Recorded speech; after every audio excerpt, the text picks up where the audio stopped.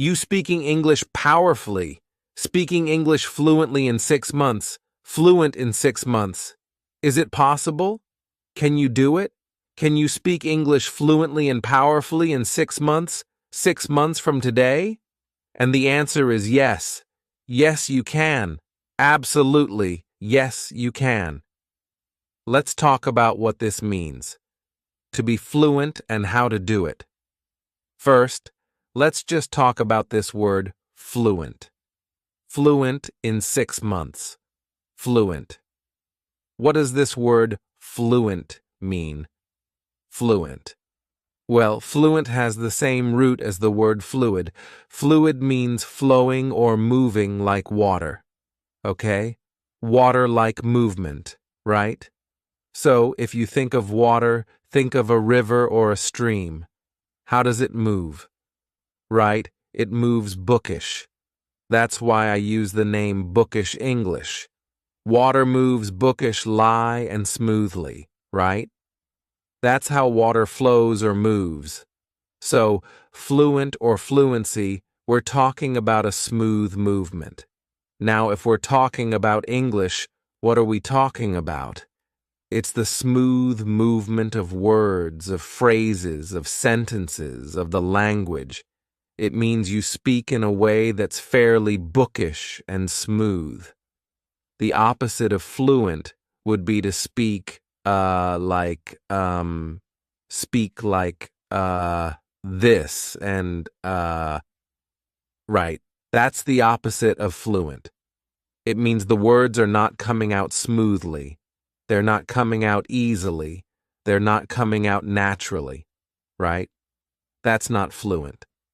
So we're talking specifically about speaking. When we say fluent or fluency, we're talking about speaking and how the words come out. That's the meaning of fluency. That is the real meaning of fluency. Flowing like water. I often try to use the phrase powerful. Powerfully speak. Speak powerfully. So again, you're confident when you speak. The words come out fairly easily. They flow out. This does not mean, let's talk about what fluency does not mean.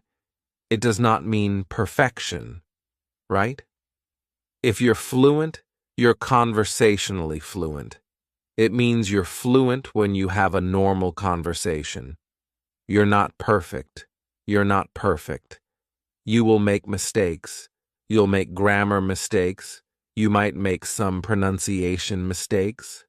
Hey, I make mistakes sometimes still. So you're gonna make mistakes. It's not perfection. Number 2, fluency does not mean like a native speaker. Okay?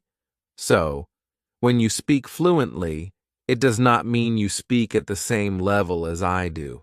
I learned English from when I was a baby. So, it does not mean like a native speaker. That's a much higher level of English speaking. That's very, very advanced. Okay? You don't need that advanced level to speak fluently, for your words to come out easily, for you to communicate effectively. Okay? Fluency is sort of the first level of communicating effectively, powerfully. The words come out fairly easily. What else? Do you need a huge amount of vocabulary to speak fluently? No, you don't. Because again, we're talking about conversational fluency. So, when you are fluent and you're conversationally fluent, what does it mean? It means you speak and communicate fairly easily, effectively, powerfully in normal conversations. Normal everyday conversations, normal everyday topics. So, not talking about special topics like economics or business or something from, school. No, every day, talking about the weather, talking about your feelings, how you feel, talking about what you did today or yesterday or what you're going to do tomorrow, buying a train ticket, going shopping, those everyday, normal conversations that we have. For that, you only need about 3,000 words of vocabulary. Some people say less, some people say a little more. I'll just give you the average, around 3,000 words. That's not a huge amount. It's not small, it's not tiny, but it's not huge. So, if you can use 3,000 words fairly easily in natural phrases, you're fluent. You're conversationally fluent. Are you finished with English at that point? No, you're not. You still have a long way to go if you want to be like a native speaker or close to a native, but you can certainly be fluent in 6 months. So, what it means is you speak powerfully, naturally, smoothly, fairly smoothly, with mistakes. You will definitely be making mistakes still after 6 months. Don't worry about it. As long as people understand you, as long as you're communicating well, you're fluent. Let's talk about the next part of this. Fluent in 6 months. 6 months, what do we mean by that? 6 months. Well, honestly, if we talk about 6 months, talking about months is not really the best way to talk about time for your goal of speaking English in 6 months. Because you can imagine we have 2 students. One student only listens to English 1 hour per week, and the other one listens to English 10 hours per day. After 6 months, there's going to be a huge difference between these two. If someone only does 1 hour per week, they will not be fluent in 6 months. It's not enough time. Really, we should talk about hours rather than days or weeks or months or years. It's the hours. It's the number of hours you spend learning English that's important. So, when we're talking about getting fluent in 6 months, there are 2 important things. There's quantity, it means the amount of hours especially. And there's quality. Quality, it's how you use those hours every day, because how you learn is also very, very important. You could spend 5 hours a day learning English, but do it in a way that's not effective, low quality. So you need both quantity and quality to achieve this goal. Let's first talk about the quantity. How many hours do you need? How many hours do you need to become fluent, conversationally fluent? Well, it's different for every person. I can't give you an exact number. I'll give you a very general number. Let's say about 700 hours.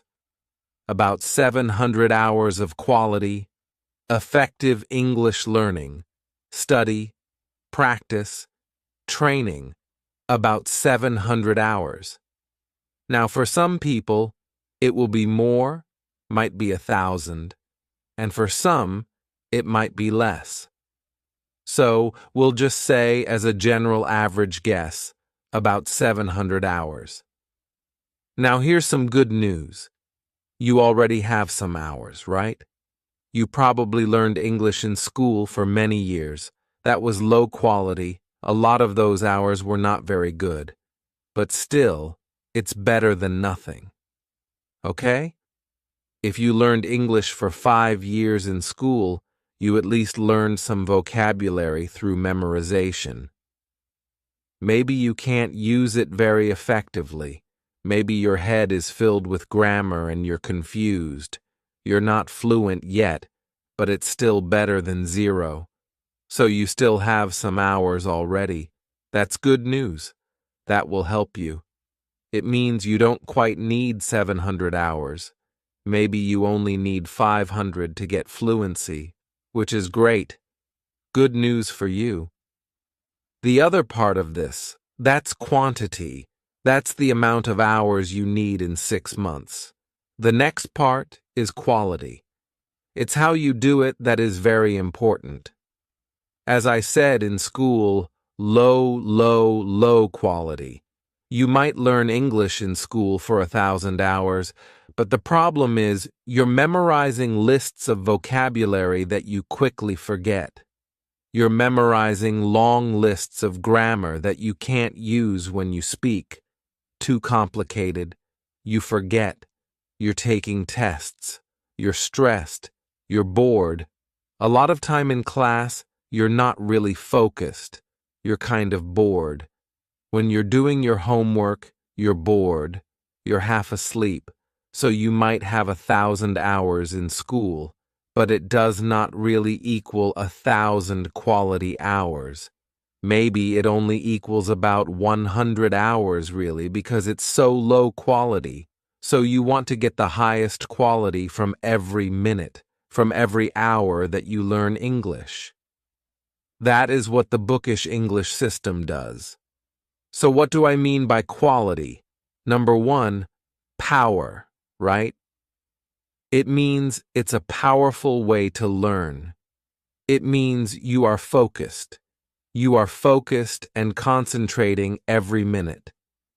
So if you're listening to English but you're kind of falling asleep, you're sitting at your desk, that's low quality. That's no good. You're wasting a lot of your time. Your brain needs to be awake. You need to be focused. You need to be listening carefully to every word, every phrase. That's the highest quality. Alert, awake, maximum concentration. It needs to be understandable. This is something else for quality English learning. You must understand it. If you don't understand it, you're wasting your time. So this is the problem. If you're lower level and you listen to a movie or a TV show, you're wasting your time. It's too advanced. You can't understand anything. So most of your time is completely wasted. You're watching 2 hours or an hour of TV, but really you're getting almost no quality English learning. So you must understand it. It can be a little difficult, but not too difficult. Very, very important. Understandable is super important. That's part of quality. Next, you need to have some emotion.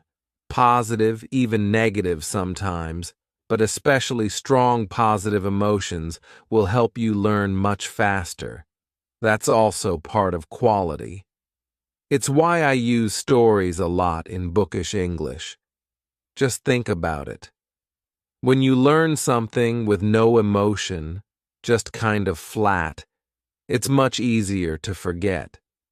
But if you learn something with excitement or energy or passion, or sometimes even fear or humor, laughter, you are more likely to remember it, and to remember it for a long time. So it needs to be emotional and energetic. Emotion and energy go together. So again, a low energy, low quality way to study English is to sit at your desk listening or just reading a textbook, right? It's low energy. Your mind starts to go to sleep. You're wasting a lot of your time. But if you're up, if you're moving, if your heart's, beating, you got energy going through your body, you're feeling good, you're smiling, you're awake, your brain wakes up, everything is much more effective. Everything you do, you will remember better. You will learn faster. This is so important. You need the highest quality time to achieve this goal. I'll give you a quick example of this. Let's say you're trying to learn the verb to cuddle. To cuddle. That's a nice little word. To cuddle. Now, the low-quality way, the school way, the normal way to learn to cuddle would be to look in the dictionary for the verb to cuddle and to write down the meaning and then to memorize it. To cuddle, to cuddle, to cuddle is repeated a lot, right? It's boring.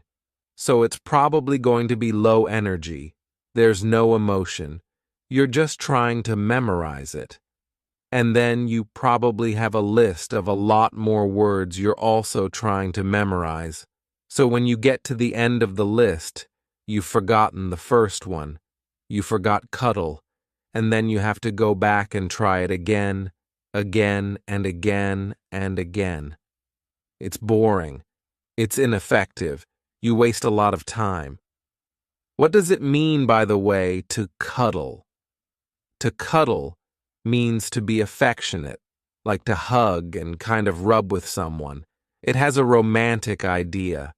Okay, so it's not really sexual, but it can be.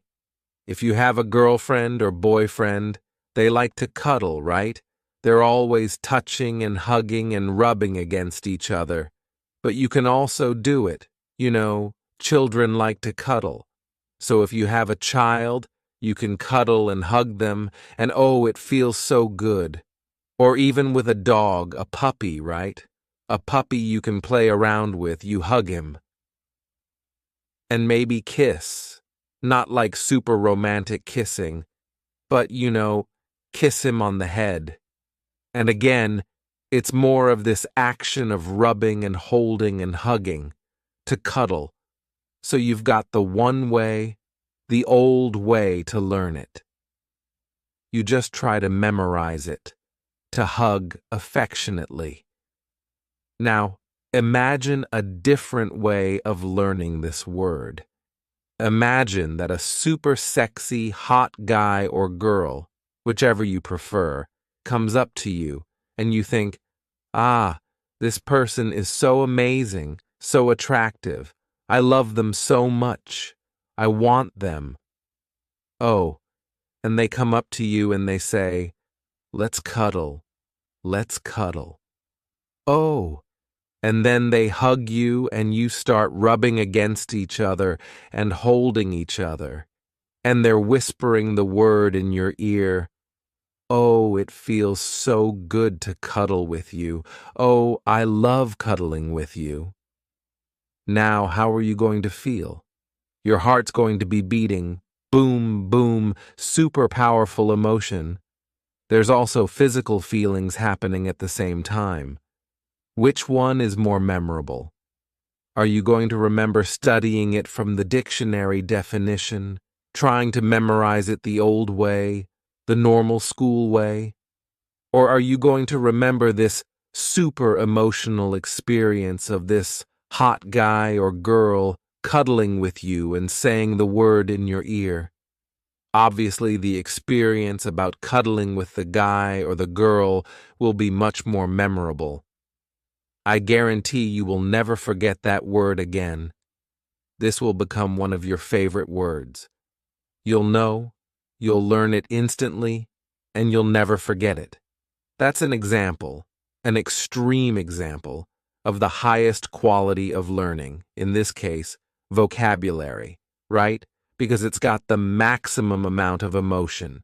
Now, of course, normally day to day, it's hard to achieve that super high level of emotion. I wish we could. It's hard to.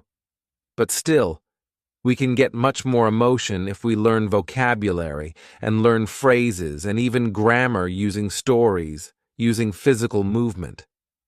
All the things we do in bookish English are designed to bring the emotion higher, bring the energy higher, so that you remember everything much faster and longer. That's how we get faster, more powerful results because the quality is so much higher with bookish English. Let's talk about another example. I want you to train like a champion. Imagine that English, instead of like a subject you study in school, imagine it's more like a sport. It's an activity that you're training for, like you would for a sport, right? To be a champion. You're going to be a champion English speaker. You are a champion English speaker. How would you train like a champion? I do jiu-jitsu, Brazilian jiu-jitsu. It's my hobby. So let's imagine two jiu-jitsu fighters, two jiu-jitsu students, okay? One is just a normal person like me, like most people who learn jiu-jitsu, and the other one is Andre Galvao, who is a world champion. Let's look at the difference in quality, how they train, and quantity. How do they train jiu-jitsu, and how do they get results? What are the results? How are they different? What's different about a champion and a normal person? Because again, I want you to be a champion in English, not just a normal school learner. A normal person for jiu-jitsu usually goes to class 2 or 3 times per week. 2 or 3 times a week is the kind of normal, average jiu-jitsu learner, and that's what I do. Most of the people I know train 2 to 3 times per week. What does Andre Galvao, the world champion, do? He trains twice per day, maybe more. 2 times per day, that's 14 times per week instead of 2 or 3. So his quantity, his amount, is much, much higher. But guess what? It's also much more quality. The other thing, when a normal person learns a new technique in jiu-jitsu, they practice that technique maybe 10 times, maybe 20 times. I'd say, at the most, probably 50 times. How many times does Andre Galvao practice a new technique that he's working on? 1,000 times or more. He practices each new technique 1,000 times or more. The amount of repetition that a champion gets in their practice, in their training, is much, much higher. Again, so much higher quantity, repetitions, it's the amount of time, the number of hours per day, and also the amount of repetition that they get is so much higher for a champion. And then the quality. What about the quality? The amount of focus. So for a normal jiu-jitsu learner, they think of it as kind of a hobby. That's how I think of jiu-jitsu. It's a hobby. So I go and I try to pay attention. I'm focused, of course. I'm awake when I'm there. I'm enjoying myself. But Andre Galvao, or another champion, is much, much higher than that. They are totally focused, right? They are super high energy. They are serious. They are concentrating every minute. They are learning every minute. They're training. The intensity, the emotion is super high. They're also consistent. Normal people who are learning something like jiu-jitsu or any sport as a hobby, some days you feel good and you try really hard, and some days maybe you're a little tired, a little lazy, you don't try your best, and it's kind of up and down. Day to day, it's different. A champion like Andre Galvao, every moment, every day, every training, it's 100% effort all the time, 100% energy all the time, 100% passion and emotion all the time. Every minute, every hour, every week, every month of training. The emotional quality, the energy, is so much higher than just regular normal people. And of course, what's the result? Andre Galvao, super fast improvement, world champion. Normal people, still improving, but slow improvement. I'm getting a little better at jiu-jitsu, but it's very slow. Most people, they improve, but slowly, nothing like a champion. Normal people will never become world champions. We can learn from this example because we see this in all sports, in all different skill areas, this same idea of quantity and quality. And quality, that's what determines the amount of success you have, how powerful your results are, and how fast your improvement is. So I want you to be a powerful champion. I want you to be the Andre Galvao of English learning. You can be a champion English speaker. You can speak English powerfully and fluently in 6 months. 6 months from now, you can do it. You will do it when you use the bookish English system. The highest quantity you can get, and of course, most importantly, the highest quality every single time you listen to English, learn English, and train with English. Quality, quality, quality. That's what bookish English is about. Now, another important point. Don't let anyone else tell you that you cannot do this. Don't let anyone else tell you you can't do anything in life, not just about English, anything. There are always people out there who will tell you, you can't do it, it can't be done, you can't be fluent in 6 months, you can't make a lot of money, you can't start your own business, you can't, right? There's always these negative people in life, I promise you. Anytime you try to do something amazing, anytime you try to succeed, anytime you push yourself, there will be people telling you, you can't do it. There will be people trying to make you feel weaker. I don't know if it's jealousy. I don't know if they're disappointed in their own life. I don't know why they do it, but they do. There are just a lot of negative people in the world who will criticize you, who will tell you, you can't do it, you shouldn't do it, all the time.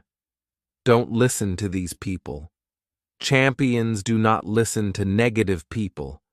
Champions just ignore those people. See, my job is the opposite. I always call myself an English coach, not a teacher. I think teachers are too negative. I just don't like the word teacher. Coach, right? A coach. My job is to be your coach. And as your coach, I want to destroy doubt. I want to destroy weakness. Okay? I want to build your power. I want to build and increase your confidence. I want you to believe in yourself. I want you to dream bigger. I want you to dream more powerfully. I want you to believe that you can do it, that you will do it, whatever you want in life. Certainly English, but anything else that you want in your life, you can do it. It is possible. You can be powerful in your life. You can speak English powerfully. You can be fluent in 6 months. You can eventually become like a native speaker if that's what you want. You can do it. You do have the power. Trust yourself. Don't listen to all the people who say, no, no, no, you can't. You can't. No, you can, and you will. Will it always be easy? No. But you're strong. You will find the strength. You will find the power. You can, and you will be a champion. Just believe in yourself. That is my message to you. Think like a champion. Act like a champion. Train like a champion with English, and you will speak English powerfully and fluently in 6 months. Maybe less, maybe more. It's your decision. You can, and you will do it. Be a champion and trust yourself. And go to Bookish English channel and practice every day. See you next time.